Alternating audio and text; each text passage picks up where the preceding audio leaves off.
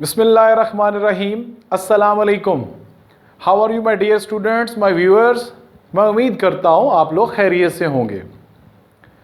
जैसा कि मैंने अपने प्रीवियस लेक्चर में आपसे डिस्ट्रीब्यूशन लॉ का एक कॉन्सेप्ट शेयर किया था, तो उसी से रिलेटेड आज मैं अपना जो लेक्चर डिस्कस करने जा रहा हूँ, उस लेक्चर में जो टॉपिक है उसका नाम है solvent extraction. Solvent extraction chemical analysis की एक बहुत ही इम्पॉर्टेंट टेक्निक है। आज हम देखते हैं कि इस टेक्निक की मदद से हम किस चीज़ को सॉल्वेंट में से एक्सट्रैक्ट करते हैं। हम वो सारे मेथड्स देखते हैं। सबसे पहले हम इसकी डेफिनेशन को देख लेते हैं ताकि पॉइंट को समझना हमारे लिए सिंपल हो जाए। तो सबसे पहले देखें, सॉल्वेंट एक्सट्रैक्शन की डेफिनेशन में कहा जाता है कि it is a technique in which a solute can be separated from a solution। तो पहली चीज आपने अपने माइंड में क्या रखनी है कि इसमें सोल्यूट को हम सेपरेट करने जा रहे हैं। और सोल्यूट मौजूद कहां था? वो ऑलरेडी एक सॉल्यूशन में मौजूद था। तो सॉल्यूशन सॉल्वेंट और सोल्यूट के मिलाने से बनता है। तो अब हमने उस सॉल्यूशन में से सोल्यूट को निकालना है। कैसे निकालना है? By shaking the solution with a solvent. अब हमने क्या करना है? उस सॉल्यूशन को शेक करना है, यानी कि मिक्स करना है एक ऐसे सॉल्वेंट के साथ in which the solute is more soluble.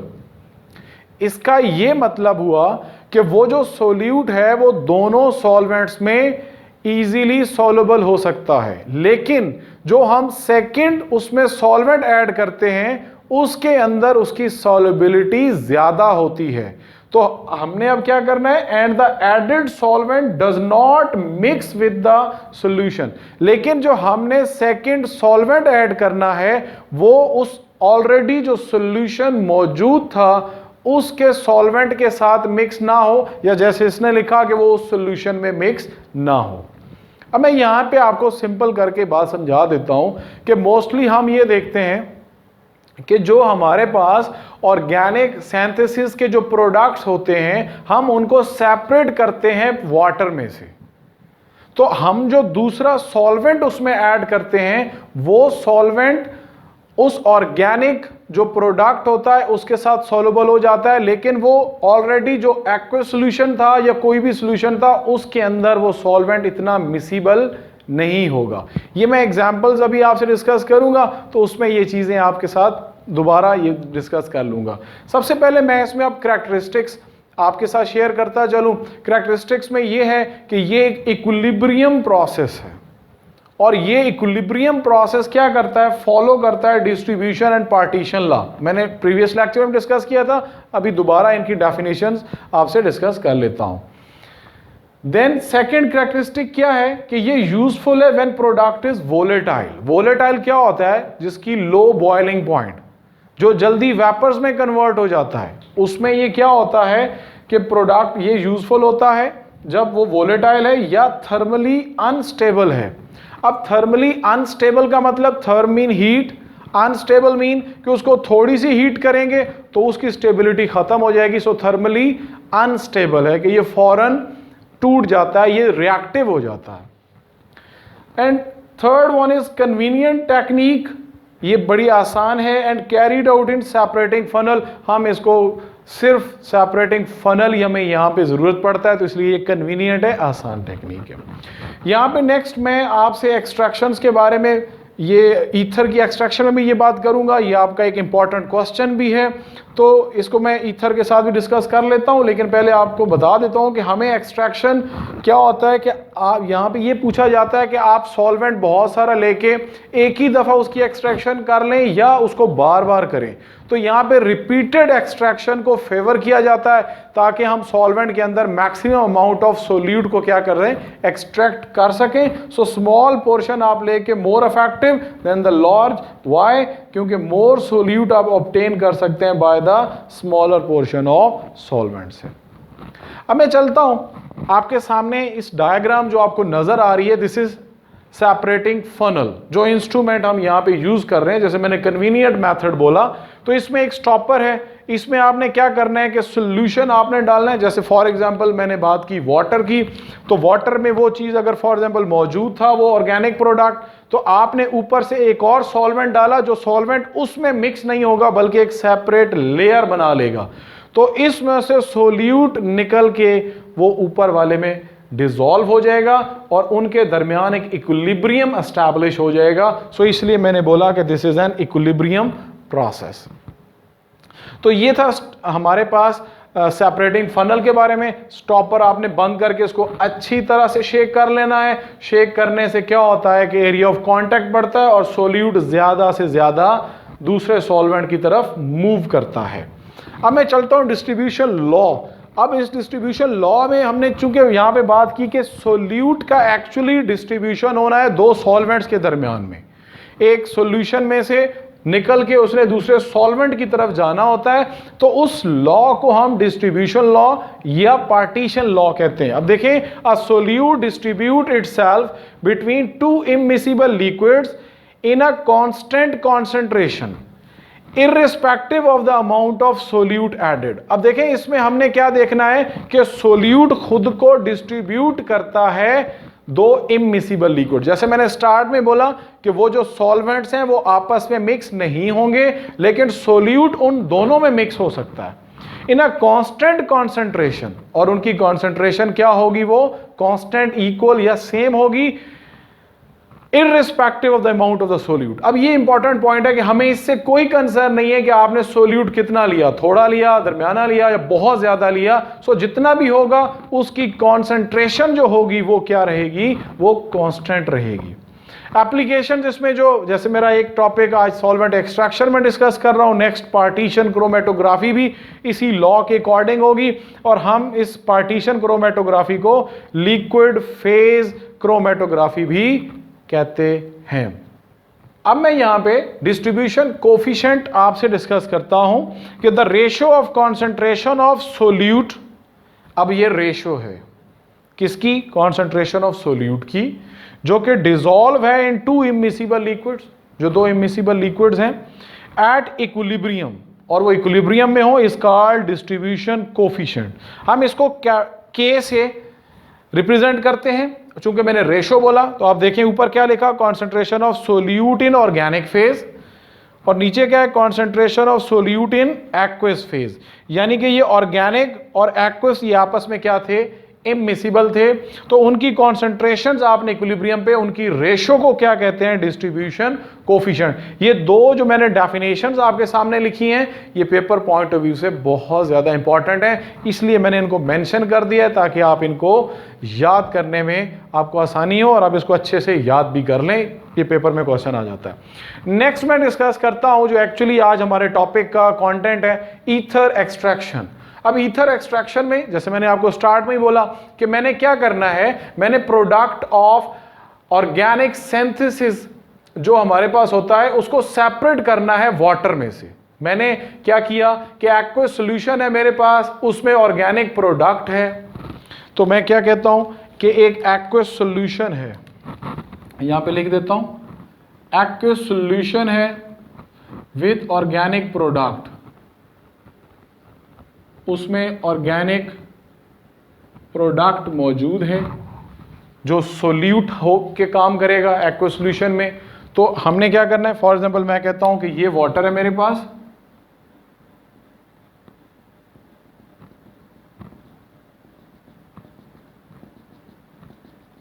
और इसके अंदर क्या मौजूद है?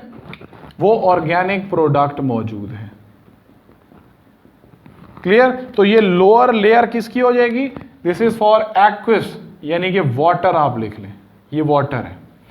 अब आपने क्या करना है? इसके अंदर आपने ईथर को मिक्स कर देना है। तो मैं यहां पे लिख देता हूं इज मिक्स्ड विद ईथर। अब ether is a organic solvent.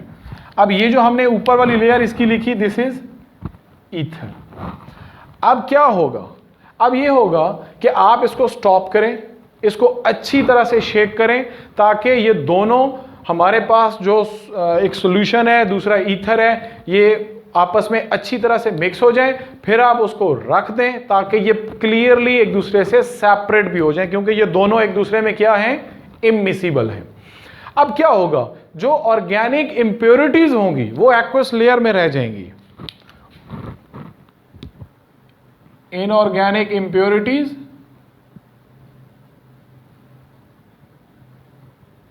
Remain in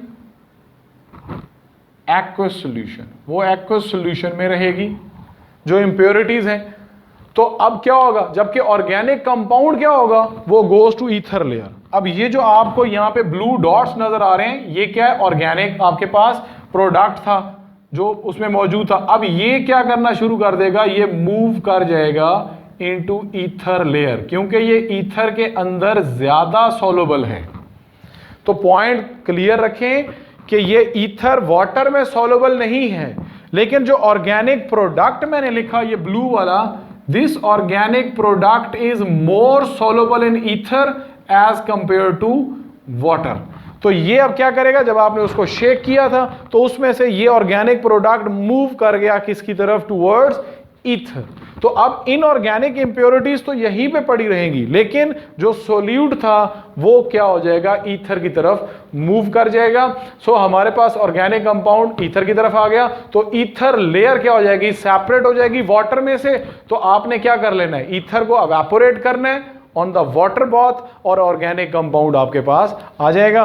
तो हमने ये लिखा inorganic impurities remain in aqueous solution, जबकि ऑर्गेनिक प्रोडक्ट क्या हो जाएगा, ऑर्गेनिक प्रोडक्ट मूव टुवर्ड्स, किसकी तरफ मूव कर गया, ईथर लेयर। तो ईथर में चला जाएगा।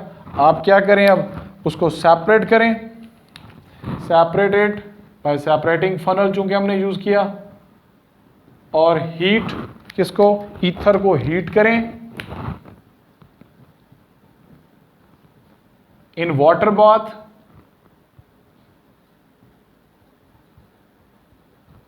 तो हमारे पास क्या हो जाएगा, ऑब्टेन्ड, हम क्या हासिल कर लेंगे, ऑर्गेनिक कंपाउंड इज ऑब्टेन्ड। तो मैंने जैसे आपको बोला था कि सेकंड पॉइंट कैरेक्टरिस्टिक का देखें कि हमने यहां पे क्या करना है, इसमें यूजफुल है for volatile and thermally unstable. तो ये जो ईथर होता है ये वोलेटाइल होता है या थर्मली अनस्टेबल, तो इसलिए हम इसको यूज कर रहे हैं ताकि ऑर्गेनिक कंपाउंड को हम उस लेयर की मदद से एक्सट्रैक्ट कर सकें। So that's why this is called solvent extraction. अब हम नेक्स्ट देखते हैं CCl4 एक्सट्रैक्शन, जिसको कार्बन टेट्रा क्लोराइड भी हम कहते हैं एक्सट्रैक्शन, और ये बेस्ड है एक्सपेरिमेंटल एविडेंस। ये किस पे बेस करता है, एक्सपेरिमेंटल एविडेंस में। अब इसमें क्या करना है, आपने डिस्ट्रीब्यूशन ऑफ आयोडीन करना है बिटवीन टू इममिसिबल सॉल्वेंट्स। तो मैं लिख देता हूं, हमने यहां पे क्या करना है, डिस्ट्रीब्यूशन ऑफ आयोडीन। आयोडीन हमारे पास हमने क्या करना है, उसको डिस्ट्रीब्यूट करना है किस में, बिटवीन टू इममिसिबल। अब इसमें हमने मोस्टली नॉर्मली जो हम जो यूज करते हैं वो एक्वस लेयर यूज करते हैं बिटवीन टू इममिसिबल लेयर्स। कौन कौन सी, एक हमारे पास एक्वस सॉल्यूशन है, मैं वाटर लिख देता हूं, वाटर एंड CCl4, इन दोनों में से आपने क्या करना है, आयोडीन को डिस्ट्रीब्यूट कर लेना है। अब आयोडीन डिसॉल्व होता है वाटर में in the presence of Ki। तो ये तो क्या लिखा मैंने, iodine dissolve in water in presence of Ki, potassium iodide. अब देखें इसको अगर मैं लिख दूं ये रिएक्शन, तो Ki को जब आप वाटर में डालेंगे तो हमारे पास क्या आएगा, पोटेशियम आइंस और आयोडाइड आयन। तो ये आयोडाइड आयन अब क्या करेगा, अब नॉर्मली आपकी बुक में रिएक्शन ये लिखा हुआ है कि I2, उसमें आपने क्या डाला, आयोडाइड आयन। ये आयोडाइड आयन कहां से आया, मैंने लिखा कि जो आपने Ki डाला था वाटर में, तो अब जब वो उसके साथ रिएक्शन करेगा तो हमारे पास बन जाएगा I3-1। Now this is iodine, this is I-1 iodide ion and this is called triiodide ion, क्योंकि आपको 3 आयोडीन नजर आ रहे हैं, सो triiodide ion, this is iodide ion and this is iodine। अब जो triiodide ion है ये किस में सॉल्युबल है, ये वाटर सॉल्युबल है। अब वाटर में आयोडीन किस फॉर्म में मौजूद है, वो I3 की फॉर्म में है, और ये आयोडीन CCl4 सॉल्युबल है।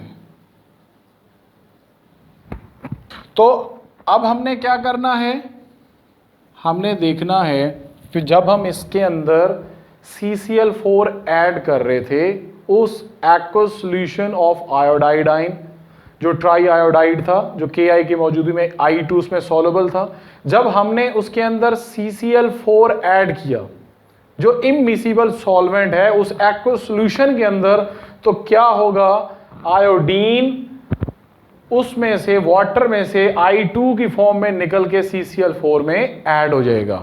हमें कैसे पता चलता है वो इसमें आता है, ये एक फिजिकल अपीयरेंस भी आप यहाँ पे लिख सकते हैं इसकी, तो वो हमारे पास इसका पर्पल कलर आ जाता है, क्योंकि आयोडीन का कलर क्या होता है, पर्पल, जबकि जब वो ट्राई आयोडाइड आयन वाटर में जब सॉल्युबल होता है तो उस वक्त उसका कलर होता है ब्राउन कलर। तो हमें जैसे ही ब्राउन से पर्पल कलर नजर आता है तो हम क्या कहते हैं कि अब वो आयोडीन वाटर में से एक्सट्रैक्ट होके किसकी तरफ आ रहा है, वो CCl4 की तरफ आ जाता है।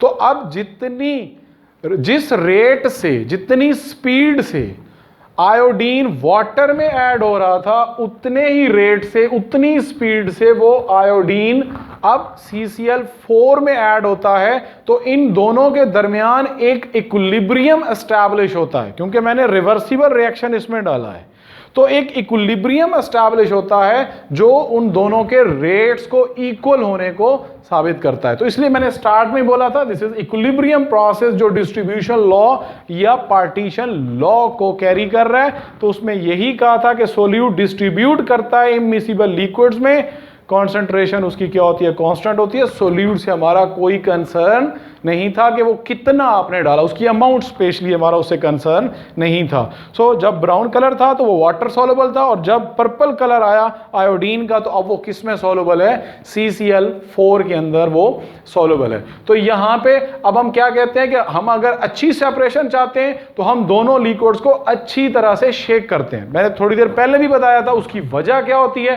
ताकि इनका एरिया ऑफ कांटेक्ट इंक्रीज हो। हम कांटेक्ट का एरिया जैसे बढ़ेगा उनको आपस में शेक करेंगे, ईथर CCl4 नीचे जाएगा, ईथर नीचे जाएगा, और उसमें से क्या होगा, वाटर। तो असल में जो सोल्यूट है वो उन दोनों के अंदर सेपरेट, उनके अंदर डिवाइड हो जाएगा और वो ऑर्गेनिक लेयर की तरफ मूव कर लेगा। और दूसरा चांसेस ऑफ क्या होगा, ट्रांसफरिंग आयोडाइड या आयोडीन आइंस वो ज़्यादा इंप्रूव हो जाएंगे, क्योंकि हमारा मकसद क्या था कि आयोडीन वो ज़्यादा से ज़्यादा किस में आ जाए, CCl4 में आ जाए। तो फाइनली हम जो K हमने लिखा, अब इसका हम डिस्ट्रीब्यूशन कोफिशिएंट किस तरह से रिप्रेजेंट करेंगे। K की वैल्यू हमारे पास क्या आ जाएगी, आप देखिए हमारे पास जो डिस्ट्रीब्यूशन कोफिशिएंट है उसके अकॉर्डिंग हमने बोला कि concentration of solute in organic phase. तो अब ऑर्गेनिक फेज कौन सी थी, CCl4, तो सोल्यूट जो I2 था वो CCl4 में ऐड हुआ, तो हम उसकी कॉन्सेंट्रेशन ऊपर लिख लेते हैं I2NCCl4, और इसको डिवाइड कर देते हैं किससे, concentration of solute in aqueous phase. अब एक्वस फेज में यही आयोडीन किस फॉर्म में मौजूद था, I3-1, तो डिनोमिनेटर में आप क्या उसमें मेंशन कर लें, I3-1 in aqueous phase. So this is all about distribution coefficient.